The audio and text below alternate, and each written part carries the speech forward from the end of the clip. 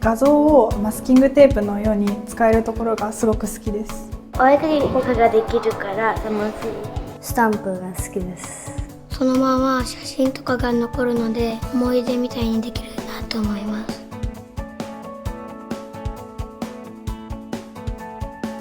島根県飯南町は人口約4300名、中国山地の山々に囲まれた高原地帯で自然豊かなところです。小中合わせて6校すべてで Figma の方を導入しています。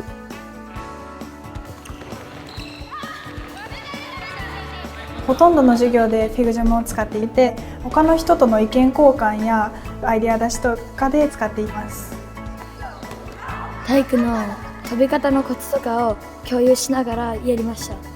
た。例えば手を大きく振ったら高く飛べるよとかが共有できました。みんなで共有しやすいからたくさん使っています。算数です。付箋を出してまとめを書いたり説明を書いたりするのがとても使いやすいです。生活の教科で使ってます。朝顔の観察とかミニトマトの観察で使ってます。社会の授業で使います。明治時代と江戸時代の写真を見比べてみて、2つの時代のどこが変わったかを印とか付箋にまとめました。みんなで意見共有し合ってもっと分かりやすくまとめていったら授業がすごく頭に入りやすいからうまく使っていきたいです。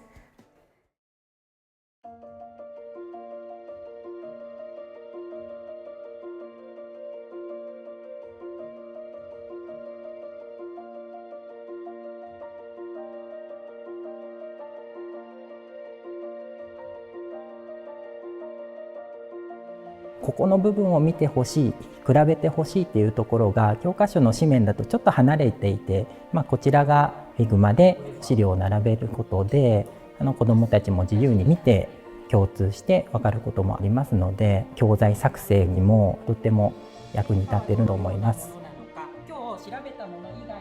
もう自分がそんなに多くを言わなくても簡単に使いこなしている姿がありますので、子どもたちが楽しく使っている状況だと思います。ノートのように使える。そのノートにさらに追加で写真だとか図形だとか付箋だとか追加していけるって魔法のツールみたいな感じですよね。子どもたちの想像力をどう解放してあげるか。この授業だったら手挙げていいんだ。間違ったことでも言っていいんだみたいなやっぱ雰囲気を出すのはすごく大事かなと思っています。FigJam の付箋を使ってクイズのような形で児童に読み取ってほしいところを問題を書いておいて、じゃあそれを探してみようという形で児童が主体的に学べるような工夫をしています。友達に考えを認めてもらうっていうのはやっぱり学校で子どもたちが嬉しいと思うことの一つじゃないかなと思うので、Figma を通じてお互いが認め合えるような関係で子どもたちを育てていけたらなっていうふうに思います。